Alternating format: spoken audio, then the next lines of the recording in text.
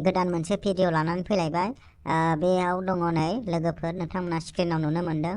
बेयाव गुप्त पेरियड एबा गुप्त साम्रायजो एबा राजफोलेर होननानै जोङो बुङो। आङो बेनि इन्डियान हिस्ट्रि गासै आङो बेयाव गुप्त पेरियडनिफ्राय 30थासो MCQ लानानै फैदों, जाय जोंनि जानो गोनां एग्जाम एबा जायफोरा SSC ग्रुप D नि थाखाय प्रिपारेसन खालामगासिनो दं बिसोरनि थाखाय जोबोद इम्पर्टेन्ट कुइसन। बेयो एकदम आनजादाव फैथावना आरो जायफ्रा स्टेट एग्जामनि थाखाय एबा आसामनि माखासे एग्जामनि थाखाय प्रिपारेसन खालामगासिनो दं बिसोरनि थाखायबो जोबोद इम्पर्टेन्ट गोनांथार MCQ आं लानानै फैदों। बेयाव गासै 30टा MCQ दङ। बेयाव गासिबो गुप्त पेरियडनि कुइसन गोजा। नोंथांमोना नट्स खालामनानै लानो हागोन। लोगोसे आरो बेनि PDF खौ नांगौब्ला नोंथांमोना टेलिग्राम ग्रुपआव जइन जानानै नोंथांमोना बिहरनो हागोन। अब्ला फैदो जोङो गोबाव खालामालासिनो बे गुप्त पेरियडनि 30टा MCQ खौ जोङो नायनोसै।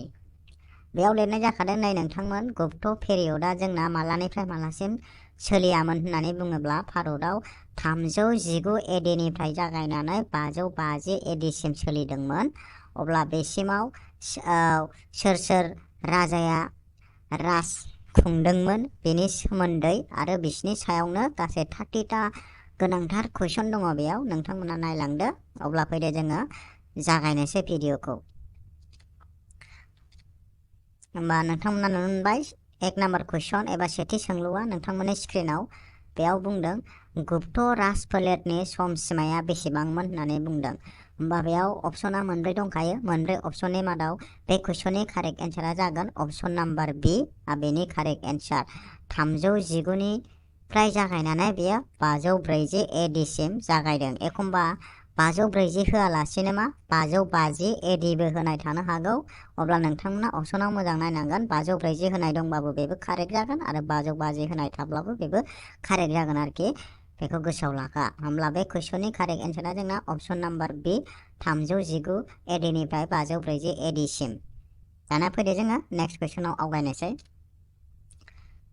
2 नाम्बार कुइसनाव दङ बेयाव गुप्त राजफोलेरखौ मा होनना मिथिबावनाय जायोमोन आरोखि, बा बेखौ गुबुन मुङैबो मिथिबावनाय जायोमोन। बेनो जाहैबाय अपसन नाम्बार A। बेखौ गल्डेन एज अफ इन्डिया होननानैबो बुङो आरो बेखौ मा होननानै बुंबावो क्लासिकेल एज होननानैबो बुंबावो आरोखि। होमबा गुप्त पेरियडखौ जों गल्डेन एज अफ इन्डिया होननानै बुङो आरो क्लासिकेल एज होननानैबो बुंनाय जायो आरोखि। बेखौ गोसोआव लाबानो जाबाय। नोंथांमोना नट्स खालामनानै ला इम्पर्टेन्ट मोनदोंब्ला कुइसनखौ। दानिया फैदो जोङो 3 नम्बर कुइसनखौ नायनोसै। 3 नम्बर कुइसनाव बुंदों हु वाज द फाउन्डार अफ गुप्त डाइनास्टि, माने गुप्त राजफोलेरनि गायसनगिरिया सोरमोन। बेयाव गायसनगिरिखौ सोंदों। बा बे कुइसननि कारेक्ट एन्सारा जागोन चन्द्रगुप्त I। चन्द्रगुप्त I खौनो गुप्त डाइनास्टिनि रेल फाउन्डार होननानै बुङो। बेखौ रेल फाउन्डार होननानै मोनथिनाय जायो आरोखि। ओमफ्राय कुइसनाव ओरैबो सोंनो हागौ, जुदि गिबि रुलार सेथि सासनगिरि गुप्त डाइनास्टिनि फार्स्ट रुलारा सोर होननानै सोङोब्ला बेनि एन्सारा मा जागौमोन श्रीगुप्त आरोखि। श्रीगुप्तआ मा जागौमोन फार्स्ट रुलार। श्रीगुप्तआ चन्द्रगुप्तनि मा होननानै बुङो बेखौ बिबौ ना मा जायो बे आरोखि। जाय हक होमबा रेल फाउन्डारआ जाहैगोन जोंना चन्द्रगुप्त Iआनो बे गुप्त डाइनास्टिनि रेल फाउन्डार। होमबा बेनि कारेक्ट एन्सारा जागोन अपसन नाम्बार A। दानिया फैदो जोङो नेक्स्ट कुइसन नाम्बार 4 आव आवगायलांसै। कुइसन नाम्बार 4आ नोंथांमोननि स्क्रिनाव गुप्त राजफोलेरनि राजथावनिया बबेयावमोन। दा केपिटेल अफ गुप्त पेरियड वाज, बा बिसिनि राजथावनिया गिबियाव मामोन जाहैबाय अपसन नाम्बार A पाटालिपुत्रायावमोन। बिसिनि गिबि राजथावनिया मामोन पाटालिपुत्रा। बेयो जाहैबाय फार्स्ट राजथावनि बेयो। बेखौ चन्द्रगुप्त Iआनो गायसनखादों। उनावहाय आरो नैबे उज्जैनाबो बिसिनि जाहैबाय सेकेन्ड राजथावनि जागोन। उज्जैना सेकेन्ड राजथावनिमोन जायखौ चन्द्रगुप्त IIआ गायसनलांदों। अब्ला बे कुइसनाव जोंहा सोंदों राजथावनिया मा, होमबा बेनि कारेक्ट एन्सारा अपसन नाम्बार A पाटालिपुत्र। दानि बबाव दङ बेयो बिहार केपिटेल पाटनायाव दं आरोखि बेयो दा। दानिया फैदो जोङो 5 नाम्बार कुइसनाव आवगायलांनोसै। बेयाव लिरखादों एनबिआव उजैना नैथि केपिटेलमोन बेखौ चन्द्रगुप्त टुआ गायसनदोंमोन आरोखि नैथि केपिटेलखौ बेखौबो सोंनो हागौ माब्लाबा बेखायनोथ' बेखौबो नोंथांमोना नट्स खालामनानै लाखा। दाना फैदो 5 नाम्बार कुइसन। 5 नाम्बार कुइसनाव बुंदों नै गुप्त राजफोलेरनि गाहाय रावा मामोन? Which was the main language of Gupta dynasty? बा नोंथांमोना गोसोआव ला गुप्त डायनास्टिनि गाहाय रावा जाहैबाय संस्कृतमोन आरोखि बे संस्कृत अपसन नाम्बार बिया बे कुइसननि कारेक्ट एन्सार। दानिया फैदो नेक्स्ट 6 नाम्बार कुइसन। 6 नाम्बार कुइसनाव फैबाय नै गुप्त राजफोलेरनि सोर सासनगिरिया महाराजा धीराजा बिमुं मोननो हादोंमोननो? बे important question. Which Gupta ruler earned the title of महाराजा धीराजा? बा सोर राजाखौ महाराजा धीराजा होननानै बुङो बेबायदि फैनो हागौ होमब्ला बेनि कारेक्ट एन्सारखौ नोंथांमोना गोसोआव लाखादो चन्द्रगुप्त 1 खौनो मा होननानै बुङो महाराजा धीराजा होननानै बुंनाय जायो।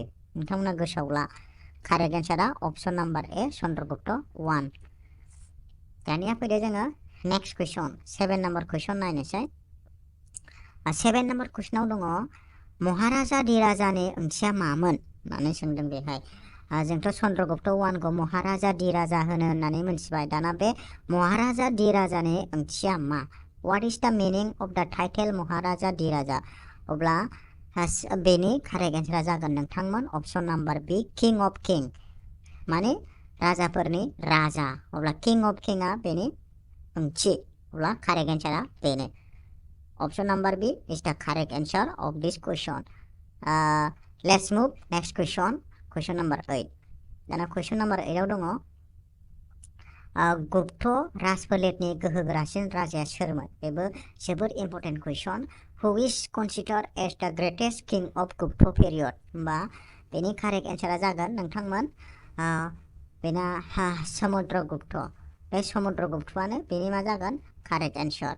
अपसन नाम्बार सी समुद्रगुप्तआ मा बेनि कारेक्ट एन्सार जाय चन्द्रगुप्त 1 नि फिसाज्लामोन आरोखि बे चन्द्रगुप्त 1 नि फिसाज्ला सोर समुद्रगुप्तआनो जोबोद पावारफुल राजामोन जाहैबाय गुप्त पिरियडनि गोसोआव लाबानो जाबाय। दानिया फैदो जोङो नेक्स्ट कुइसनाव मुभ खालामसै। दाना नेक्स्ट कुइसनाव मुभ खालामनायनि सिगां बेयाव माखासे चन्द्रगुप्तनि सोमोन्दै होखाबाय नोंथांमोना नायदो चन्द्रगुप्त 1 नि फिसाज्लामोन बियो ओमफ्राय मा 335 एडिनिफ्राय 380 एडिसिम बियो राज खालामदों। ओमफ्राय बियो मा चन्द्रगुप्तखौ कबि राजाबो बुङो बेखौबो गोसोआव लाखा कबि राजा होननानै बुङो। ओमफ्राय बेखौ मा होननानै बुंबावो good player of musical instrument बिथाङा जोबोद गिटार दामोमोन जाहैबाय बेखायनो बेखौ बुंनाय जायो good player of musical instrument. सोरखौ होननानै बुङोब्ला समुद्रगुप्तखौ। आरो बेखौ मा होननानै बुंबावो नेपलियन अफ इन्डियाबो होननानै बुंबावो समुद्रगुप्तखौ। ओमफ्राय केपिटेलखौ बबाव गायसनदोंमोन बियो पाटलिपुत्रायाव गायसनदोंमोन बियो समुद्रगुप्तआ। आरो बेनि समुद्रगुप्तनि कर्टनि खन्थाइगिरिया सोरमोन होननानै बुंबा हरिसेना। हरिसेनाया समुद्रगुप्तनि मा कर्टनि खन्थाइगिरि। जोबोर इम्पर्टेन्ट बिसोरो गासिबो नोंथांमोना नट खालामनानै लाबानो जाबाय। दानिया फैदो नेक्स्ट 9 नाम्बार कुइसन। दाना 9 नाम्बार कुइसनाव बुंबाय नै समुद्रगुप्तआ सोरनि फिसाज्लामोन? नै बेखौ एसे सिगाङावनो मोनखादों नोंथांमोना मोजाङै गोसो होनानै नायदोंबा मोनथिगोन। होमबा बेनि कारेक्ट एन्सारा मा जागोन होमबा बिथाङा सोरनि नैबे चन्द्रगुप्त 1 नि मामोन फिसाज्लामोन। होमबा कारेक्ट एन्सारा अपसन ए आनो जानांगौ बेना। होमबा नायनोसै अपसन ए आनो बेनि कारेक्ट एन्सार। दाना फैदो 10 नाम्बार कुइसन। 10 नाम्बार कुइसनाव फैबाय नै सोर गुप्त राजाया मोजाङै गिटार दामगिरिमोन? बेखौबो सिगाङावनो मोनखाबाय जोङो होनदों which Gupta king was good player of musical instrument veena माने गिटार जायखौ जोङो दामो बे सोर राजाया मोजाङै दामोमोन होननानै बुंबा बेनाबो अपसन नाम्बार बी समुद्रगुप्तआनो दामोमोन। होमबा बेनि कारेक्ट एन्सारा मा जागोन समुद्रगुप्त। अपसन नाम्बार बी इज द कारेक्ट एन्सार। दानिया फैदो जोङो नेक्स्ट कुइसन नायनोसै। 11 नाम्बार कुइसनाव दं सोरखौ नेपलियन अफ इन्डिया होननानै मिथियोमोन? हु इज नाउन एज द नेपलियन अफ इन्डिया? अब्ला बेनि कारेक्ट एन्सारा जागोन मा समुद्रगुप्त। अपसन नाम्बार ए। दाना फैदो नेक्स्ट कुइसन। कुइसन नाम्बार 12 आव फैबाय समुद्रगुप्तखौ सोर नेपलियन अफ इन्डिया होननानै बुंदोंमोन? हु called Samudragupta as Napoleon of India? अब्ला बेनि कारेक्ट एन्सारा जागोन अपसन नाम्बार डि भिनसेन्ट समिटआ बेखौ बुंदोंमोन। ओमफ्राय भिनसेन्ट समिटआ बेखौ मा बुंदोंमोन? नेपलियन अफ इन्डिया होननानै बुंदोंमोन। बेयो भिनसेन्ट समिटआ सोर? सासे बियो जारिमिनगिरिमोन आरोखि, हिस्ट'रियानमोन बियो। अपसन नाम्बार डिआ कारेक्ट एन्सार। दाना फैदो नेक्स्ट 13 नाम्बार कुइसन। 13 नाम्बार कुइसनाव दङ सोर गुप्त राजाया कबिराजा बिमुं मोनदोंमोन? हुइच गुप्त किं हेज द टाइटेल कबिराजा? बा कबिराजाखौ सोर मोनदोंमोन? दहायसो जोङो एसे सिगाङाव मोनखादोंमोन। होमबा बेनि कारेक्ट एन्सारा अपसन नाम्बार सि समुद्रगुप्त। समुद्रगुप्तायानो मा कबिराजा बिमुं मोनदोंमोन। दाना फैदो नेक्स्ट कुइसन। कुइसन नाम्बार 14 होनदों समुद्रगुप्तनि कर्टनि खन्थाइगिरिया सोरमोन? हु वाज द कोर्ट पोएट अफ समुद्रगुप्त? होमबा बेनि कारेक्ट एन्सारा मा? अपसन नाम्बार बि हरिसेना। दाना फैदो नेक्स्ट 15 नाम्बार कुइसन। 15 नाम्बाराव दं समुद्रगुप्तनि जारिमिनखौ बबे प्रशस्तियाव मोनो होननानै बुंदों। द story of Samudragupta is found in which प्रशस्ति? होमबा बेनि कारेक्ट एन्सारा जागोन अपसन नाम्बार ए एलाहाबाद प्रशस्तियाव बेनि जिउ जारिमिनखौ मोनजोबो। दाना फैदो नेक्स्ट कुइसन। आरो गोसोआव लाखा एलाहाबाद प्रशस्तिखौ प्रयाग प्रशस्तिबो बुङो।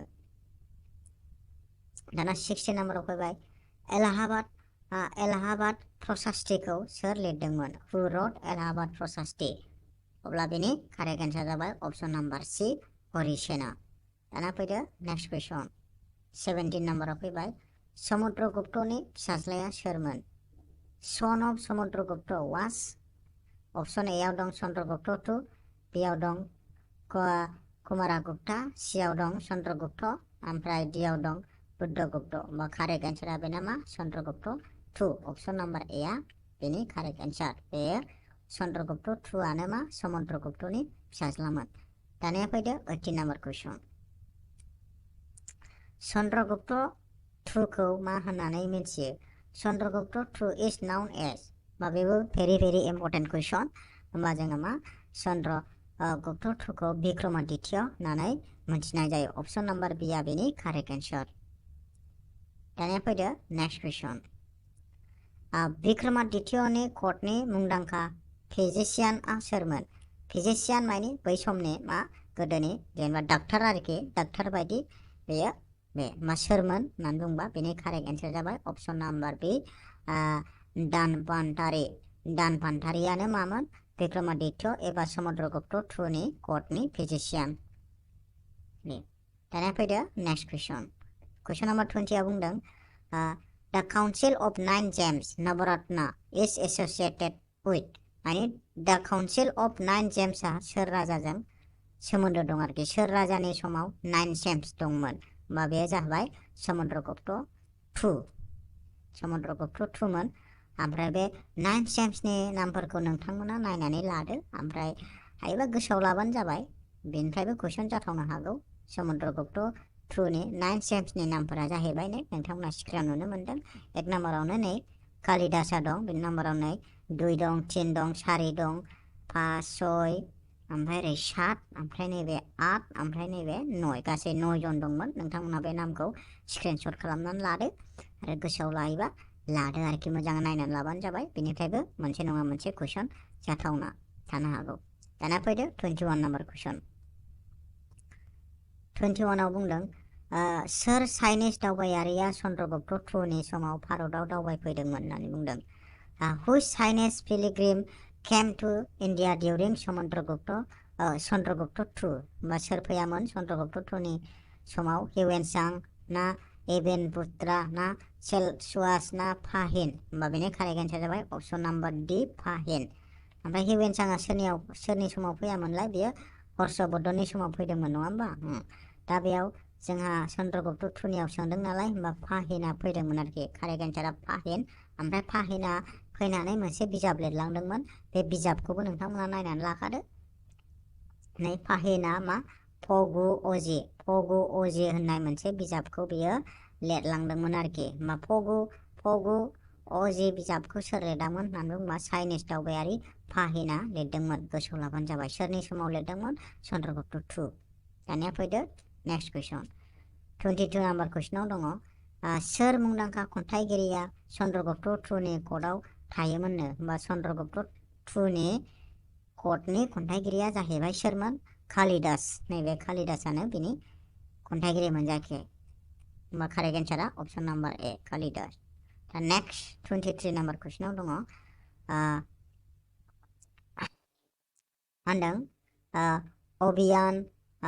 अभियान शाकुन्तलम बिजाबा सोरजों लिरजानायमोन होननानै बुंदों। The book Abhijnana Shakuntalam was written by होमबा बेनि कारेक्ट एन्सार जाबाय अपसन नाम्बार बी कालिदासजों लिरजानायमोन बा कालिदासजों लिरजानायमोन। दानिया फैदो 24 नाम्बार कुइसन 24 नाम्बाराव बुंदों कालिदासखौ मा होननानै मिथियोमोन आरोखि कालिदास इज नाउन एज द सोर मा शेक्सपियार अफ इन्डिया बिथांखौ मा होननानै मिथियोमोन शेक्सपियार अफ इन्डिया होननानै मिथिनाय जायोमोन।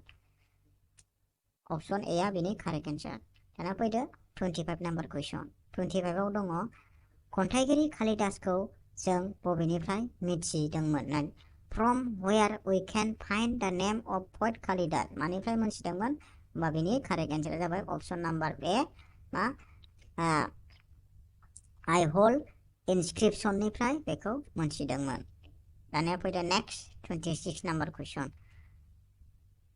पंचतंत्र बिजाबखौ सोर लिरदोंमोन हु रट द बुक पंचतंत्र होमबा बे बिजाबखौ सोर लिरदोंमोन बेनि कारेक्ट एन्सारा जाबाय अपसन नाम्बार ए मा बिष्णु शर्माया लिरदोंमोन। गोसोआव लाबानो जाबाय इम्पर्टेन्ट कुइसन बेबो।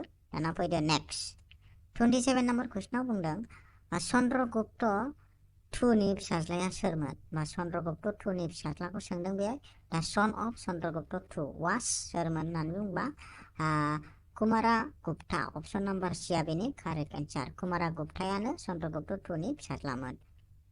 दाना फैदो नेक्स्ट 28 नाम्बार कुइसन 28 नाम्बार कुइसनाव बुंदों नालान्दा महाबीराखौ सोर सासनगिरिया गायसनदोंमोननो नालान्दा महाबीरा हुइच रुलार फाउन्डेड द नालान्दा महाबीरा होमबा बेनि कारेक्ट एन्सारा जागोन option number B Kumaragupta I option number B बे कुमारागुप्ता Iआनो बे नालान्दा महाबीराखौ गायसननाय जादोंमोन। गोसोआव लाबानो जाबाय।